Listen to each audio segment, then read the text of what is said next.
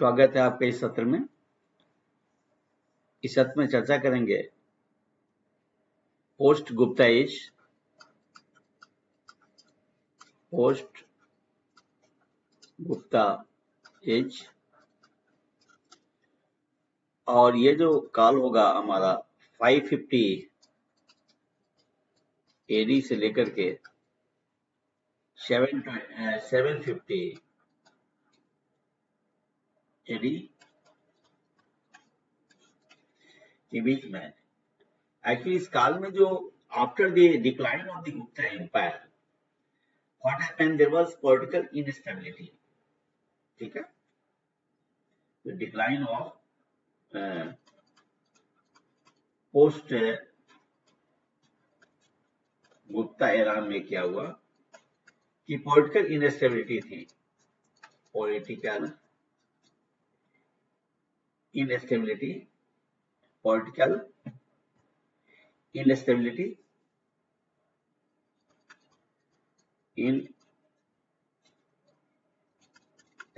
थी। साथ साथ जो है हमारा हम पॉलिटिकल डिसइंटीग्रेशन भी कर सकते हैं। और फिर जो है रीजनल किंगशिप भी डेवलप किया था। क्षेत्रीय राजवंश आप जिसे कहते हैं, ठीक है। और साथ साथ जो है हमारा सामंतवाद का विकास हुआ था, फ्यूडलिज्म।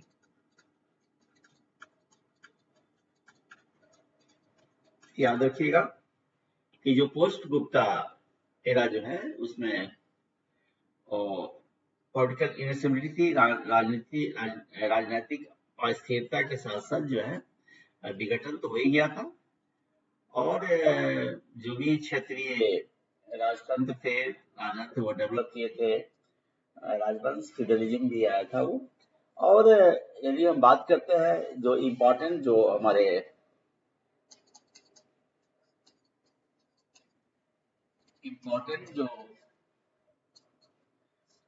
रूलर्स हमारे थे,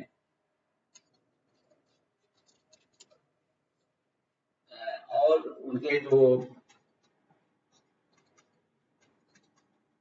पॉलिटिकल कंडीशन की बात यदि हम करते हैं, इसमें जो पहला नाम आएगा वो है हमारा ये पुष्यभूति वंश, जिसको वर्धन वंश भी बोलते हैं। पुष्यभूति डायनेस्टी, जिसे हम हर्षा डायनेस्टी बोलते हैं। ठीक है। और ये जो इनका जो इसमें सबसे इंपॉर्टेंट रूलर्स है इसमें हर्षवर्धन। इनका जो कार्यकाल था 606 से लेकर के 647 एडी के बीच था, याद रखिएगा। और इनकी राजधानी जो थी वो है कनौज थी।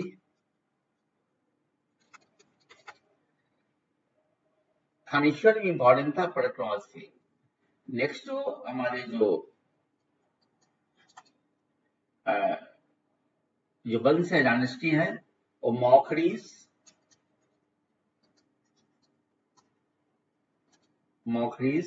डायनेस्टी। ये पहला तो हुआ क्या है हमारा आपका जो मैंने बताया कि पहला जो है वर्धन डायनेस्टी हो गया। और ये जो हमारा मुख्य मौखरी डायनेस्टी की बात हो रही है, मौखरी वंश। ठीक है। मौखरी वंश क्या है, ये इनका जो प्रभाव था वो पॉलिटिकल जो ये था श्रेय था, इनका जो है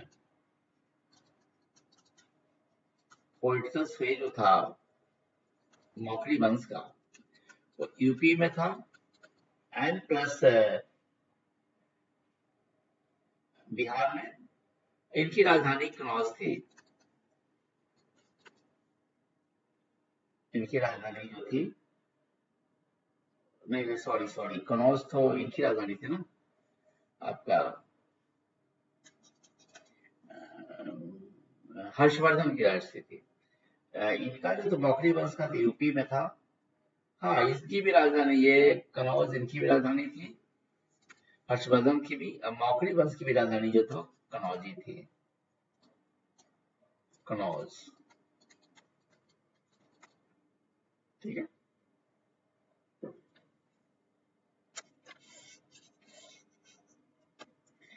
फिर मौखरी वंश के साथ साथ जो है थर्ड पॉइंट पर वही है, उत्तर लेटर गुप्ता डायनेस्टी,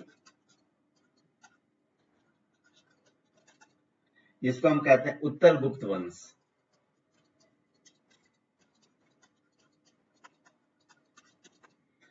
इसमें क्या है हमारा कि मगध के क्षेत्रों में ये थे, एक्टिव थे, एक्टिव इन मगध रीजन्स। और यदि हम साउथ इंडिया डायनेस्टी की यदि हम बात करते हैं, दक्षिण भारत के राजवंश की बात करते हैं, तो दक्षिण में क्या थे कि चालुक्य वंश थे।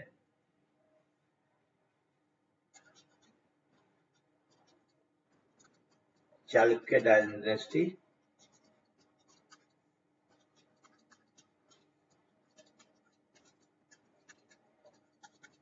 चालुक्य वंश थे। और इसे ये हम बाबाद भी बोलते हैं। क्या बोलते हैं? बाबाद, बाबाद। और पल्लव वंश भी था, पल्लव वंश,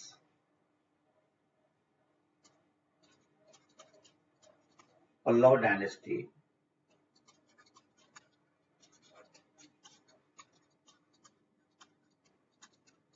पल्लव वंश, ठीक है। अब पल्लव वंश की राजधानी जो थी कांची, इनकी जो राजधानी थी चालुक्य, वो बाबाद। यदि हम बात करें ये जो उनका हमारे जो सोशल इकोनॉमिक या पॉलिटिकल सिचुएशंस की बात करें या चेंजेस की बात करें, so now look at socio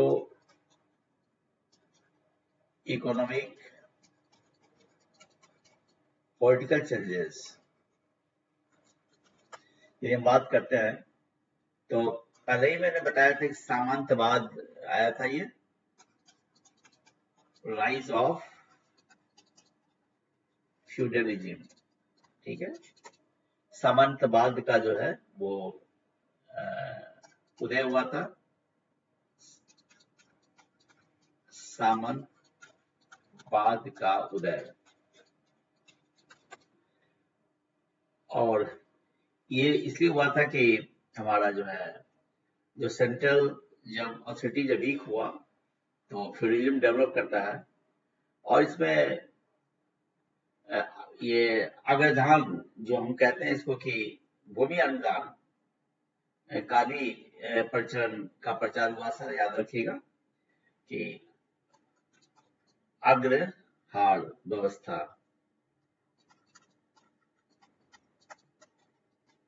agrahara व्यवस्था, अग्रहार सिस्टम। अग्रहार को कहते हैं लैंड ग्रांट, ठीक है। भूमि अनुदान पूछ सकता है कि अग्रदान का संबंध किससे है? अग्रहार का। अब हम नेक्स्ट आते हैं, फिर जो ये तो सामंतवाद की बात हो गई। अब हम इकोनॉमी को देखते हैं, आर्थिक स्थिति को हम देखते हैं।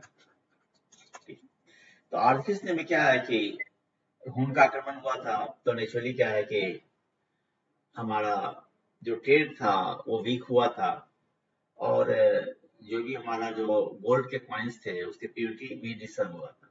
ठीक है, तो ट्रेड डिक्लाइंड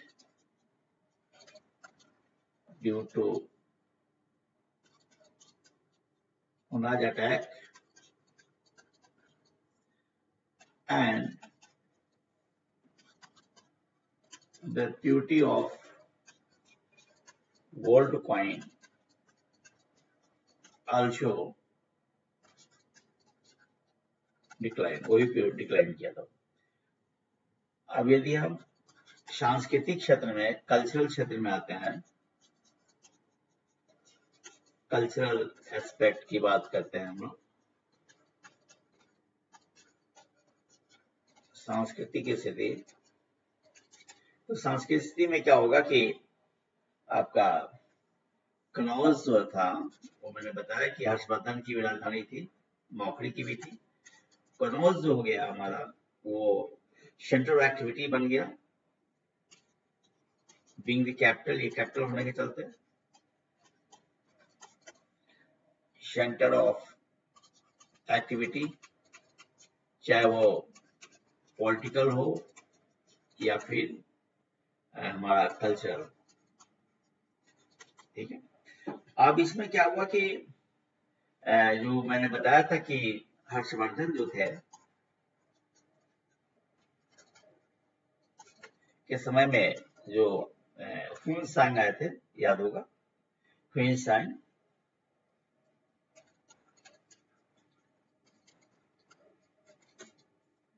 ये चाइनीज ट्रैवलर थे,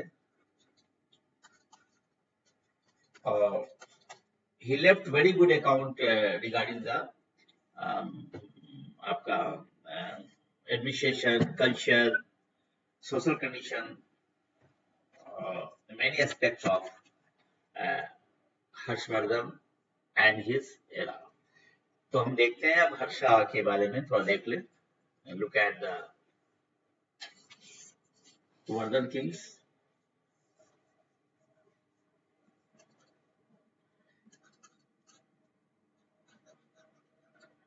हर्षा एम्पायर, और जब हर्षा एम्पायर की जब बात आएगी तो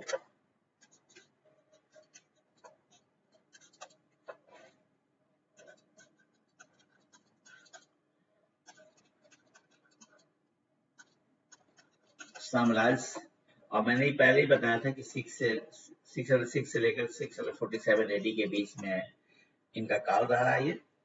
और जहां पर अगर हर्षा के बारे में जानना हो तो सोर्सेज के रूप में हमारा जो है हर्षचरिता भी है,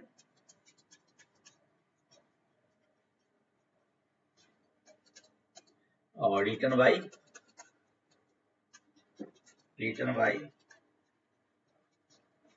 बाणभट्ट। ठीक है ना, हर्षचरित बाय बाणभट्ट,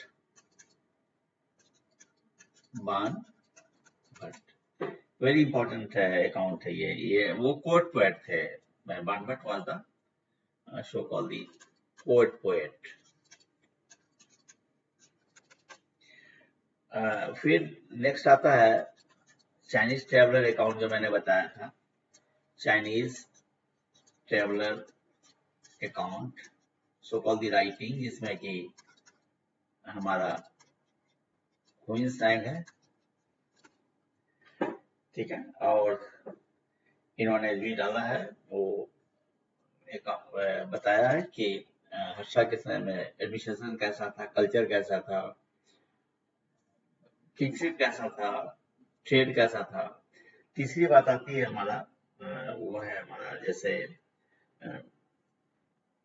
कुछ संस्कृत लिटरेचर जो हर्षा का ही है, संस्कृत लिटरेचर ड्यू टू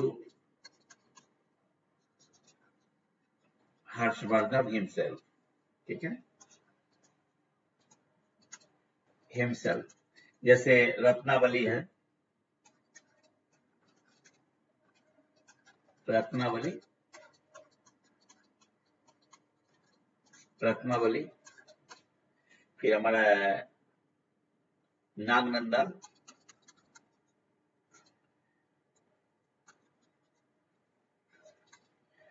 फिर प्रियदर्शिका, प्रियदर्शिका।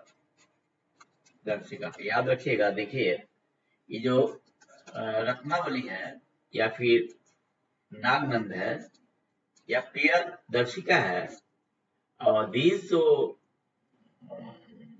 टेक्स्ट है, जो भी है लिटरेरी एक्टिविटीज है, ये हर्षवर्धन का है। हर्षवर्धन ने खुद इसको ऑथर किया, authored bye Harshvardhan himself. Okay, चलिए नेक्स्ट आते हैं हम। वो है कि अब कुछ इपिग्राफिक सोर्स भी तो है, इपिग्राफिक सोर्सेस।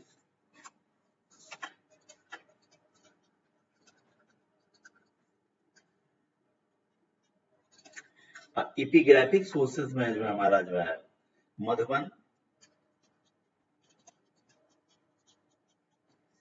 एंड सोनपट इंस्क्रिप्शंस, ये पूछता है एग्जाम में।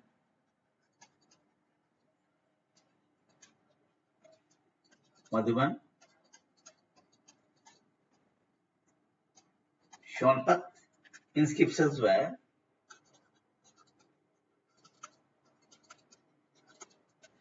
ये भी अच्छा स्रोत है, खासकर जो डायनेस्टी है उसको जानने का, डिफरेंट कंडीशन को जानने का, खासकर जो क्रोनोलॉजी जो है उसको जानने का अच्छा स्रोत है। फिर एक और स्रोत की बात करते हैं, वो है बानखेड़ा इंस्क्रिप्शन भी है, बानखेड़ा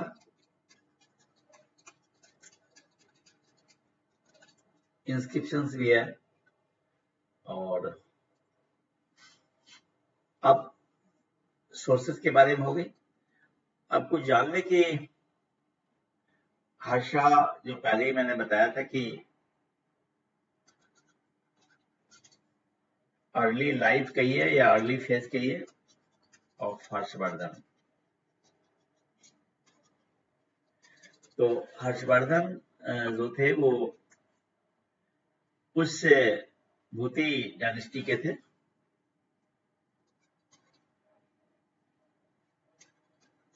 पुष्य भूति या फिर इन्हें वर्धना डायनेस्टी बोलते हैं, याद रखिएगा, ठीक है। एक हुआ पुष्य भूति हुआ, या फिर वर्धना डायनेस्टी से बिलोंग करते थे हर्षवर्धन। और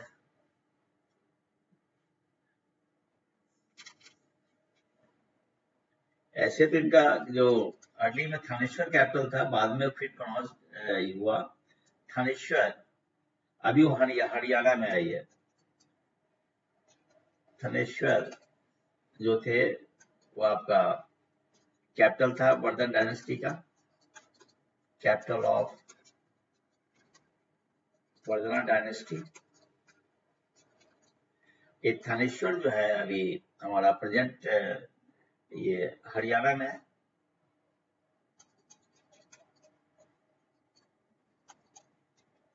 ये बात आ सकती है कि थानेश्वर क्या कहाँ है, तो हरियाणा में है, याद रखिएगा।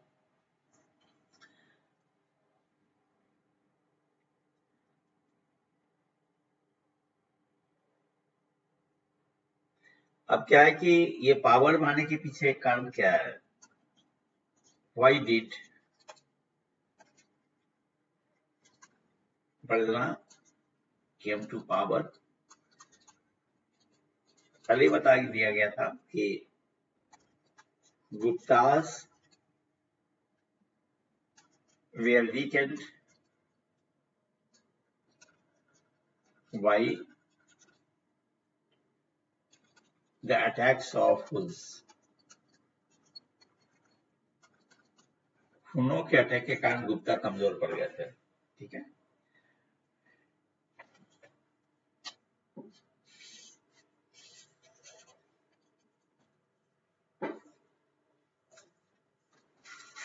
अब हम देखते हैं इसको कि हमारा जो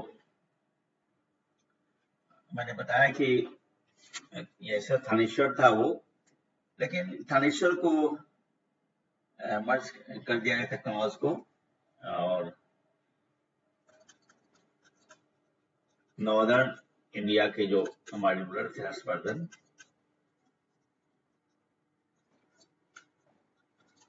वो मर्ज कनौज विथ थानेश्वर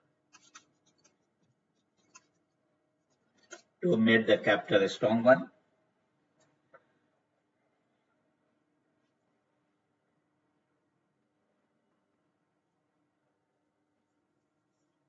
और एक बात ये भी है कि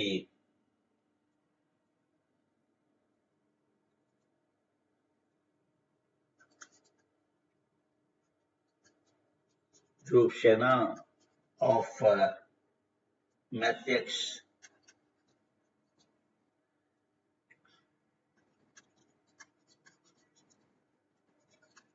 डिप्टेड बाई मैथ्यक्स का ध्रुव सेना मैथ्यक्स के थे, और ध्रुव सेन इसको हराया था डिप्टेड बाई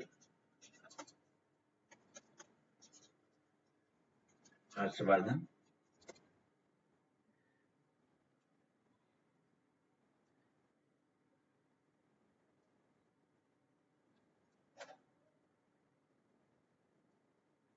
ये हालांकि ये डिप्टेड बाई, ये पुलकेशिन सेकंड ने इनको हरा दिया था, डिप्टेड बाई पुलकेशिन सेकंड। और पुलकेशिन सेकंड जो था चालुक्य डायनेस्टी के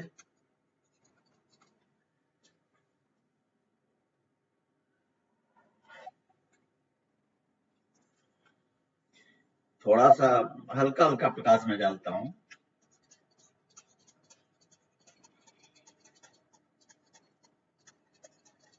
एडमिनिस्ट्रेशन की जो बात आती है, प्रशासन की, तो वो कह सकते हैं कि Harsha followed the Gupta model of governance and Gupta ही मानी प्रशासन की जब बात आएगी तो गुप्ता ही के मॉडल को फॉलो किया था हर्षवर्धन ने। और जो ऑफिस जो था किंगसिंग जो था हेरिडिटरी था, और कुछ ऑफिशियल्स जो इंपॉर्टेंट थे एग्जाम पूछे जाते हैं उनको मैं लिख दे रहा हूँ। ऑफिशियल्स जो थे कुछ वो श्रेष्ठी थे,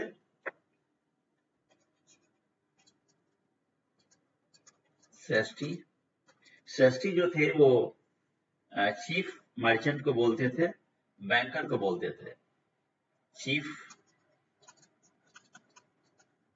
मर्चेंट और बैंकर को बोलते थे। ठीक है, उसी तरीके से और भी ऑफिशियल्स है, उसका नाम मैं लिखता हूं। शर्थवस थे, शर्थवा, तो ये थे हेड ऑफ कैरन वंश।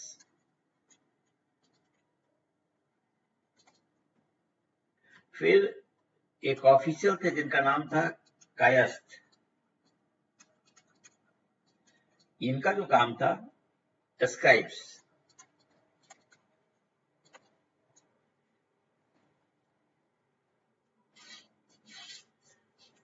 और पब्लिक रिकॉर्ड्स जो रखते थे उनको कहा जाता था निरोपति, निरोपति। Public records keeper.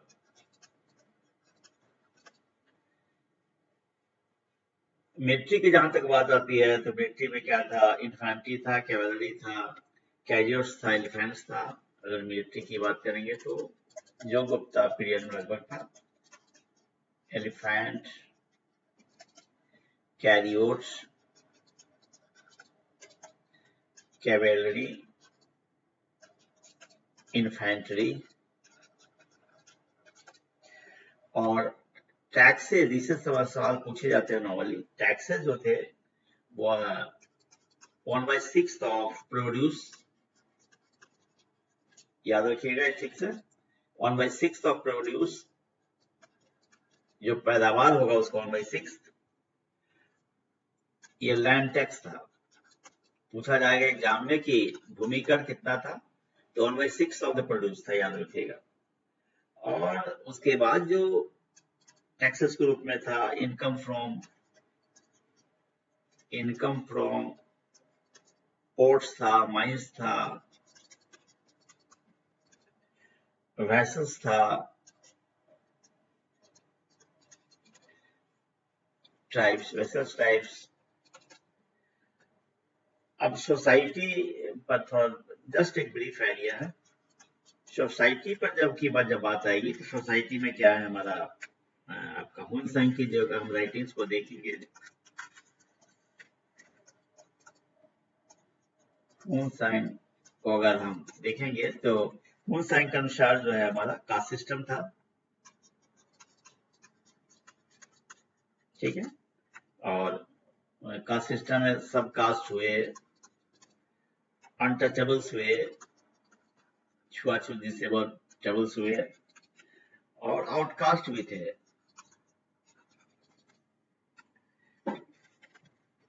हाँ, एक बात थी, याद रखिएगा, क्वेश्चन पूछा है कई बार कि फोर्स्ड लेबर नहीं था, जिसको हम बंधुआ मजदूर बोलते हैं। नो फोर्स्ड लेबर, ये बहुत ही इंपॉर्टेंट पॉइंट है, याद रखिएगा, ठीक है। फोर्स्ड लेबर नहीं था उस समय। और यदि आर्ट कल्चर को देखेंगे हम, तो जस्ट वो forward Gupta tradition,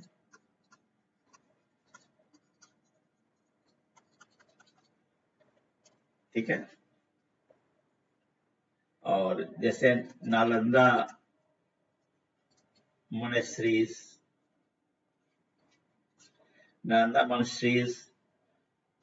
was enlarged and glorified by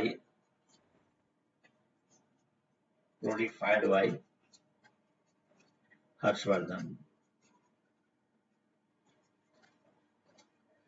ठीक है। अब जैसे अगर बात करते हैं एक और, तो लक्ष्मण टेम्पल जो था,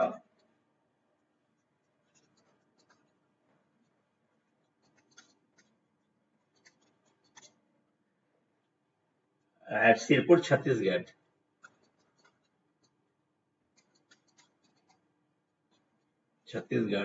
इसी पीरियड का था। अब अगर हम रिलीजन की बात करते हैं तो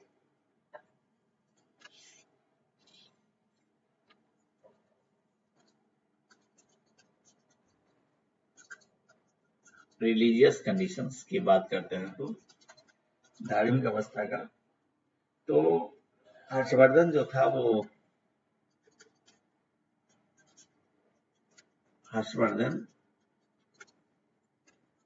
सेकुलरिज्म में बिलीव करता था और रिलीजियस टॉलरेंस था।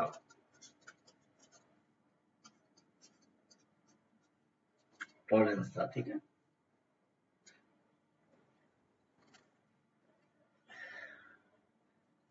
और कुछ खास बात ये था कि animal slaughter no,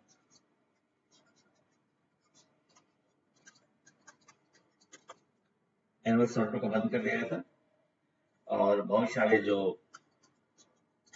built Buddhist stupas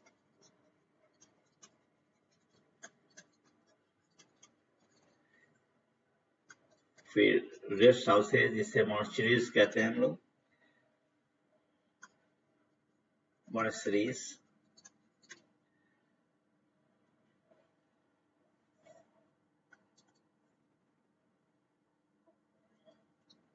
regular Buddhist assemblies to discuss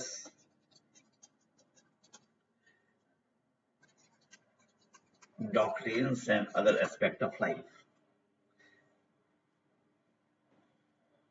women का अगर कंडीशन की बात करेंगे,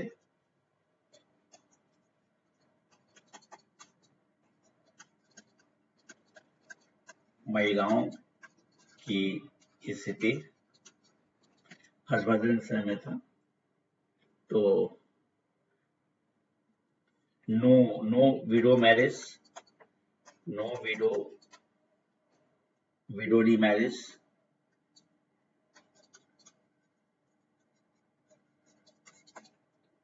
ठीक है। विधवा विवाह में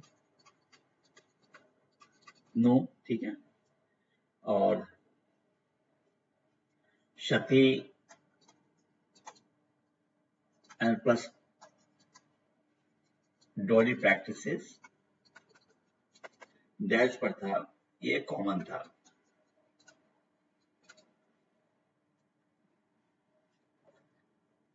यदि हम बात करते हैं इकोनॉमी की, इकोनॉमी में क्या था कि आपका डिक्लाइंड ट्रेड एंड कॉमर्स